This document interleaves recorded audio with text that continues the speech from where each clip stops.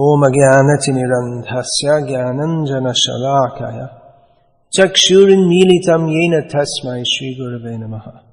Did any of you learn some Bhagavad-gita shlokas? Oh, that's good. Please learn shlokas. It's very important. That's the dog shloka. The dog is reciting his shloka.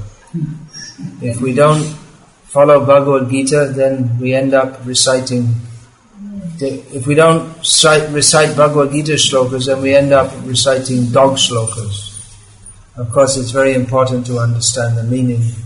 Also, we should learn what the translation means.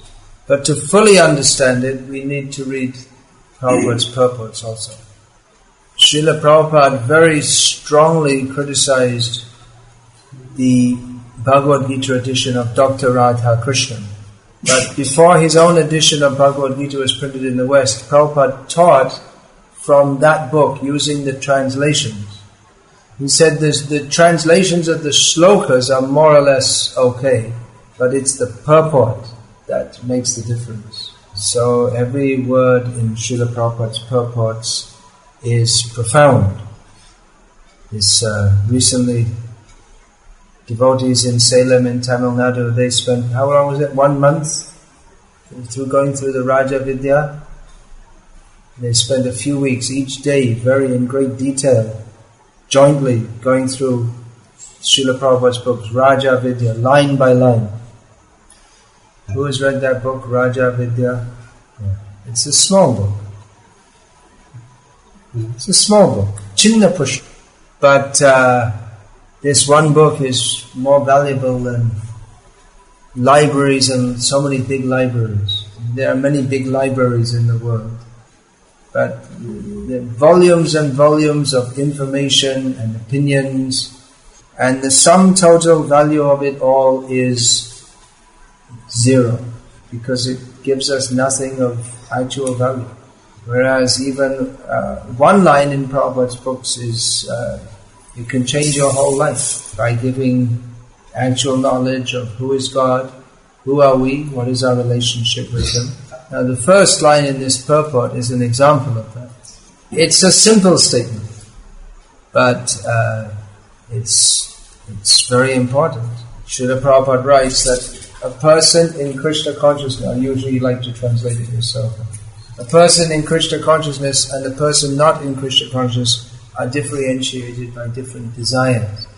What does a person in Krishna consciousness desire? Chaitanya Mahaprabhu taught us how to desire and what to desire. Na dhanam, na janam, na sundarim, kavitam vajaravi shakamaye, mama janmani janmanishvare, bhavatad bhaktir ahanti tvai. There are three broad categories of persons in this world: karmis, jnanis and bhaktas. And they are differentiated by their desires. Karmis, they desire, or fruitive workers, they desire dhan, jan and sundari. Wealth, public recognition and enjoyment of the opposite sex. And if they're more intellectual karmis, they may also desire to be intellectual, to be very learned. And the jnanis, they desire liberation from this material world. But a pure devotee doesn't desire anything except service to Krishna. Karmis and jnanis, one wants to enjoy this material world, the other wants to renounce this material world and get free from it. But neither of them desire to serve Krishna. And devotee desires to serve Krishna. People who desire liberation, they say, well, you should get free from all desires. Lord Buddha taught similarly that desire is the cause of suffering, it's the cause of bondage. So the whole idea in Buddhism is to get free from all desires. Although I don't know how many Buddhists even know this or are trying to cultivate. But by stating that one has to get free of material desires, it presents one with an impossible paradox. Paradox means a dilemma or a contradiction. Because you can't get free from material desires unless you desire to get free from material desires. No, he doesn't say material desire, from all desires. But if you desire to get free from desires, that's a desire. So a devotee wants to get free from material desires, but he cultivates the spiritual desire to serve Krishna. We cannot be free from desire. The Buddhist idea is that, well, we stop all desires and then we become shunya. But the jiva is never shunya. The jiva by nature is full of consciousness. And with consciousness comes desire. There's no way to stop having desire. But it's the quality of desire should be considered. Material desires cause material bondage. And spiritual desires situate us in our constitutional position. Jiva Swarup Krishna Nityadas. The jiva is by nature the servant of Krishna. That means he is serving Krishna voluntarily. Otherwise, if Bhagavan needed us some service, he could program, just like a robot, so many beings to serve him. Actually, he doesn't need any service. He is self-sufficient. But he desires the love of his devotees.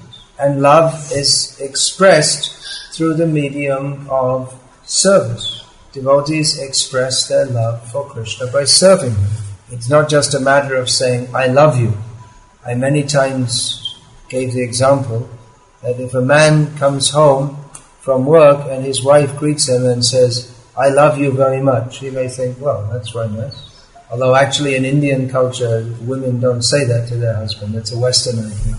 So the man may say, well, that's nice you love me, and okay, you can serve the meal now.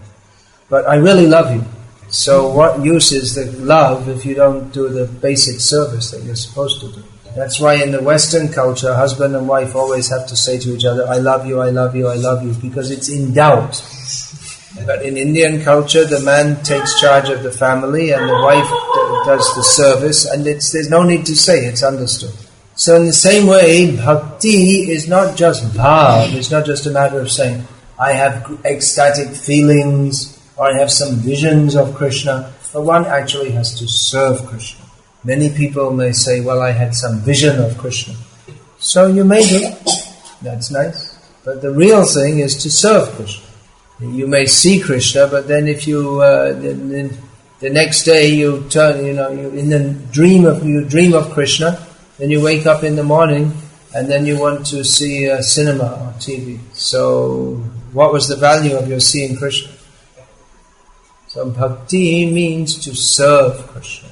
The devotee doesn't demand, Krishna, you show yourself to me. Adarshanan mama hatam karotu vayata tata vavidadhatu lampato mat prananatas tu sevanapa. Even adarshan, even if you don't show yourself to me, a devotee says, even if you mistreat me, I will always treat you as the Lord of my life, without any condition. Of course, Krishna does reciprocate with his devotees, because Krishna loves his devotees. When we say we love God, then love means fear is not predominant. In some religions they say you believe in God or you'll burn in hell forever. But in bhakti we don't emphasize this. We emphasize we should love Krishna. If we serve God only out of fear, then there's no real love. Sometimes the wife may be cooking for the husband because she is afraid. If she doesn't, then he'll beat her. But that's not a very conducive relationship. So devotees, they serve Krishna out of affection because he is the kindest person. And Krishna loves his devotees. And love means service, so Krishna also tries to serve his own devotee. This may seem blasphemous to some people to say that God serves his devotees. But this is his greatness. That even though he's so great that he creates, maintains and destroys millions of universes. Still, he likes to serve his devotees. So this is an advanced level of God consciousness. Not that you serve God and then you'll get some material benefit, or you'll serve God and you'll get mukti, or you serve God because if you don't, he'll smash you. in school, I remember one line from a Negro hymn that we used to sing. It was, I will smite them ad infinitum. It means, I will smash them, and it's God speaking. I will smash them, and smite means to beat like this. I will smite them, ad infinitum means unlimitedly. This is their concept of God. Or another famous hymn we used to sing, that all things bright and beautiful, all creatures great and small, all things wise and wonderful, the good Lord made them all. So I say, all things bright and beautiful, all creatures great and small, all things wise and wonderful, the good Lord made them all. So the idea is that this world is very nice and God has made it for us to enjoy. They're praising God because He has made a nice world for us to enjoy. This is kindergarten religion. No actual spiritual knowledge. And then I think every country in Europe, they have some national song in which they're praying to God to bless their country. In America, it's very common to say, God bless America. It's nice they're thinking about God, but why should He only bless America?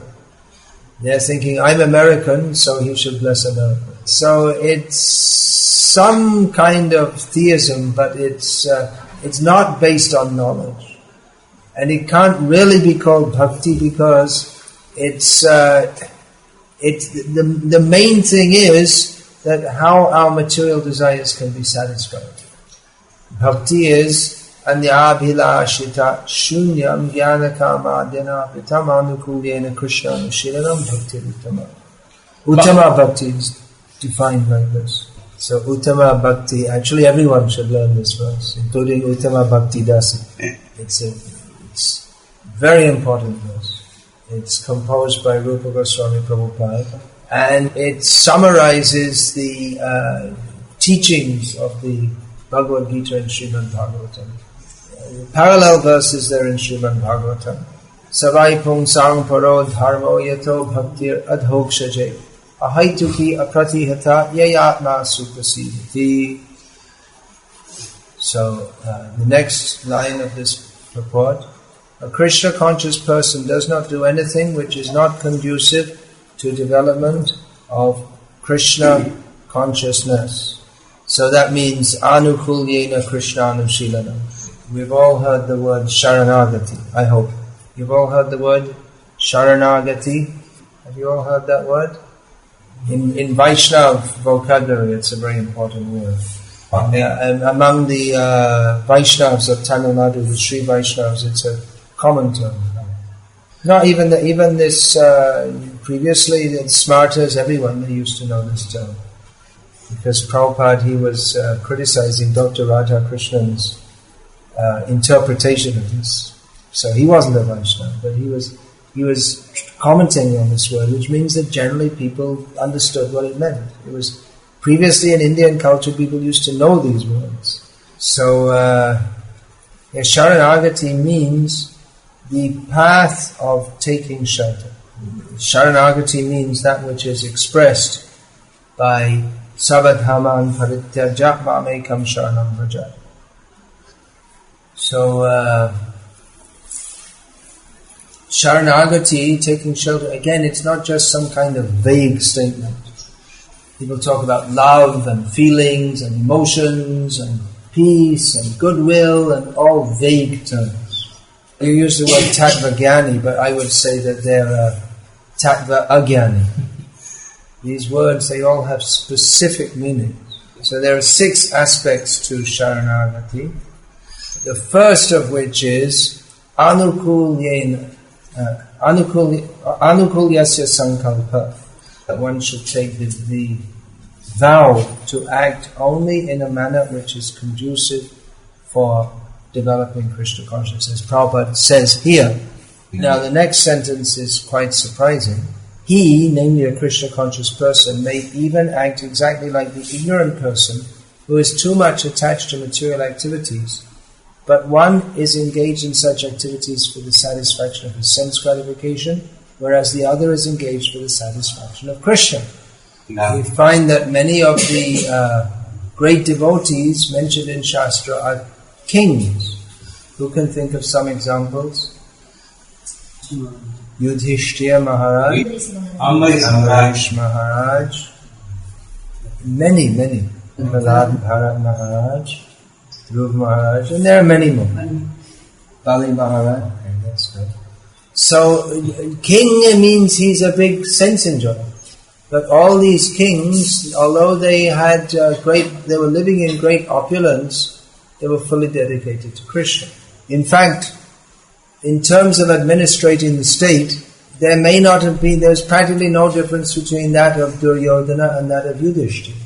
So why did Krishna want Yudhishthira to be the king and not Duryodhana? Because Duryodhana, he wanted to enjoy everything for himself, and Yudhishthira wanted to offer everything to Krishna. Then the last sentence of this purport, there are only 4 sentences in this purport. Therefore, the Krishna conscious person is required to show the people how to act and how to engage the results of action for the purpose of Krishna consciousness. So, devotees, they live and act in this world. Sometimes people think, well, if you become a devotee, then you have to go to the forest and hide away in the forest. Or you simply live in an ashram and you just do some prayers and meditation and that's all. But devotees are very active in the world. Devotees are very busy people because they're busy showing how to act in the world for the sake of satisfying Krishna. A devotee teaches by speaking and by acting. And Acharya means one who teaches Krishna consciousness both by speaking and by his achar, his activities. So this is a brief explanation of this purport. Although if we were to explain it in more detail, then it could go on for much longer. Are there any questions about this? Do we have classes for the children? Children's classes? It would be good at least on Sundays to have a shloka class. Not just for these boys, but we can call all the children. And actually everyone can learn, not just children. We can have some shloka classes for everybody and then some special classes for children. Teach them the stories, just like Dhruv Maharaj story, Prahlad Maharaj story, all these things. All the children, we know the stories of Prahlad Maharaj. So Savyasachi, he's in the village just outside Ahmedabad. He told the local village people they never heard of Prahlad Maharaj. They're Hindus. They never heard of him. This is the sad situation. That's the way, who taught them? No one's to teach them. In school they don't. So that's something maybe the Matajis could take up. They could have children's classes like that. And then, shloka classes. Yeah, you had a question? No, but it's the underlying principle of everything. Among the angas, there are so many things mentioned. One should perform parikrama, one should chant the holy names, and so on.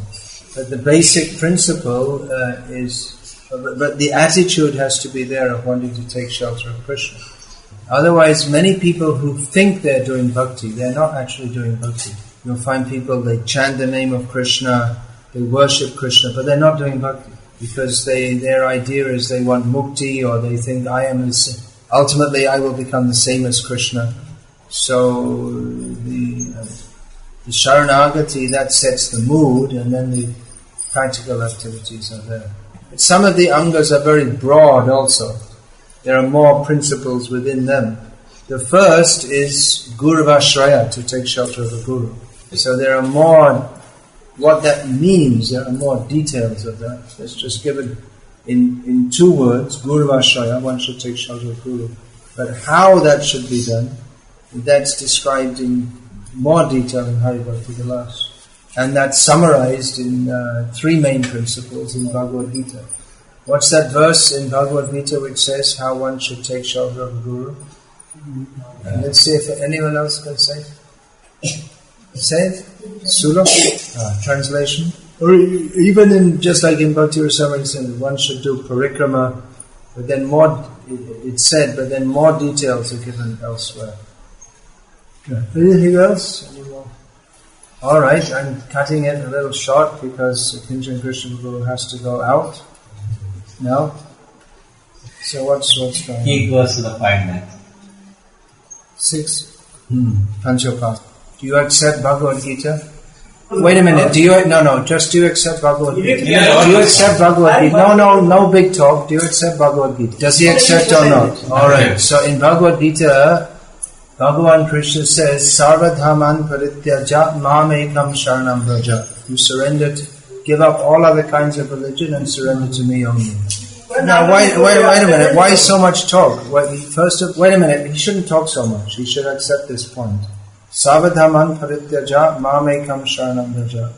In Bhagavad Gita, Lord Krishna says, give up all other kinds of religion and surrender to me only. So if you accept Bhagavad Gita, you have to accept this. Wait a minute. Tell him. There's no bug, if, maybe, how. Wait a minute. Does he accept Bhagavad Gita or not? Please, sir, tell him don't talk so much. Do you accept this or not? Do you accept this or not? It's a matter of yes or no. Then he's a rascal. That's according to Bhagavad Gita, he's a rascal. In Bhagavad Gita, Lord Krishna says, Namang duskritino murha prapadyante naradamaha maya parita jnana asuram bhavamashrita. So naradama means the lowest among mankind. Murha means a fool. Maya parita jnana means someone who thinks he knows a lot but doesn't know anything. And asuram bhavamashrita means just a demon. So you can choose. Are you the lowest among mankind?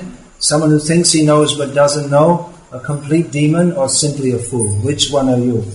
It's not my saying, it's what Krishna says. So you're welcome to come here and chant Hare Krishna, but you should not try to speak something different to what Krishna says. You can talk whatever you like, but why should we accept what you say? We accept what Krishna says. Alright, Hare Krishna.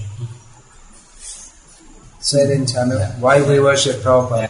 Yeah, we surrender to Krishna only, but part of surrender to Krishna is to worship his devotees also. In Bhagavad Gita, Lord Krishna himself refers to Acharya Upasana, worship of the Acharya.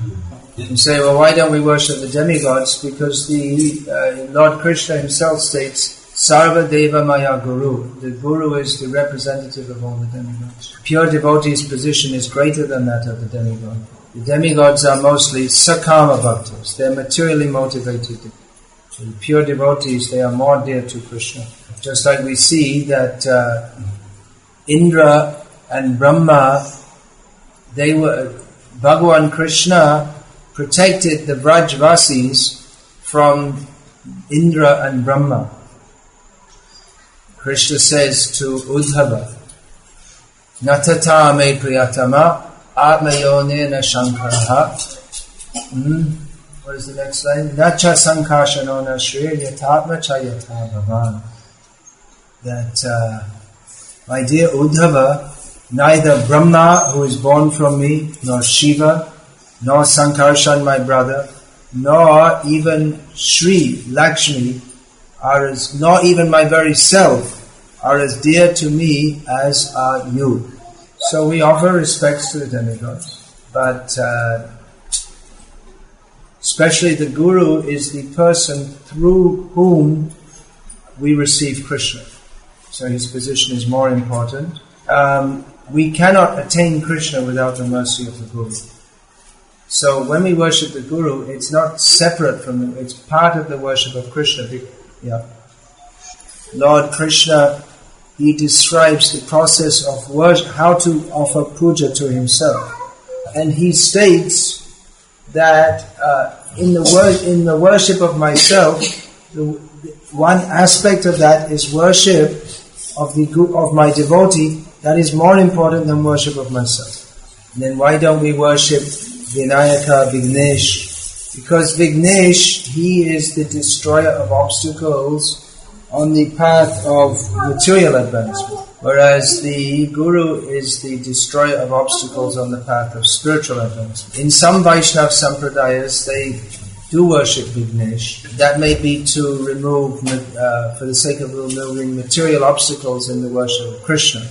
But actually, for the pure devotees, there is no material obstacle. Nothing will stop their worship of Krishna. Or another understanding is that those who worship Vignesh, who are Vaishnavas, they do so understanding it not to be the material aspect of Ganesh, but the original Vinayaka of the spiritual world.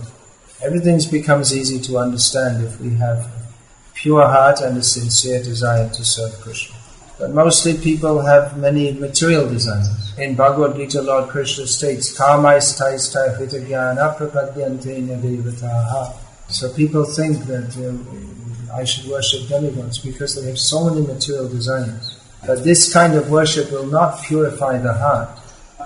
We worship demigods for fulfilling material desires. That means that our calm will increase. That means we're not making spiritual advancement. It's a great difference. We worship the demigods for increasing our material entanglement. And we worship Krishna, we become free from material entanglement. So it may look the same, it's the same kind of worship, but there's a great difference. That's why Prabhupada says that the difference between a devotee and a non-devotee, they're differentiated by their desires. Anyway, many people think like that, and that, we should worship all the gods, and worship of all the gods are the same. In one sense, we can't blame people because they were never taught the right thing. But if you do get the right information, why not take it and make your life perfect? If you made a mistake, just admit it and then come to the right path. It's not that all gods are the same. That's not stated anywhere in Shastra. In Bhagavad-gita, Lord Krishna says, Aham adir hi devanam. I am the origin of all the gods. Aham sarvasya prabhavaha. I am the source of that. Everything is generated from me. Mata parataram nanyat kinchidasti. So just try to understand Bhagavad-gita and try to understand that most of what's being propagated in the name of Hinduism is actually based on a mistake. And you can see that people who, they talk, all the gods are the same, this, that, but they're mundane, they're not spiritual people. They're just ordinary mundane people. They have no spiritual advancement. They're addicted to eating flesh and drinking tea. And where's the question of spiritual advancement? Okay, you have to go, or you want some more questions? All right, so did everyone hear in Tamil? Do you want to repeat it? That is natural. Yeyatamang prapadyante tams tathaiva bhajamyaham. Krishna reciprocates reciprocally. If someone treats you affectionately, then you respond to that. If someone treats you rudely or neglects you, then you reciprocate accordingly. So Krishna is willing to accept anyone as his devotee, but those who actually are devotees, then he favors them. And that's good for everybody, actually. By favoring Prahlad over Hiranyakashipu, Bhagavan Nrsimhadev did great help to the world. If Bhagavan Narayan said to Hiranyakashipu, "Oh, what you're doing is very good, I'll help you," then Hiranyakashipu would have gone on torturing people and exploiting them.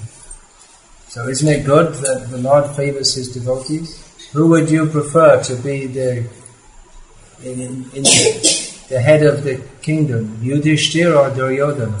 Yudhishthir is, who would you want, Ram or Ravana? Ram, he cares for you. He's a righteous king. But Ravana, he's just, he just wants his own sense gratification. They got Ravana. They like Ravana. Well, they're demons. What can I say? Then you'll get what you want. You'll get. Do we have any prasad to distribute? Otherwise, okay, bring the kajur. You know what kajur means? Dates. In every language.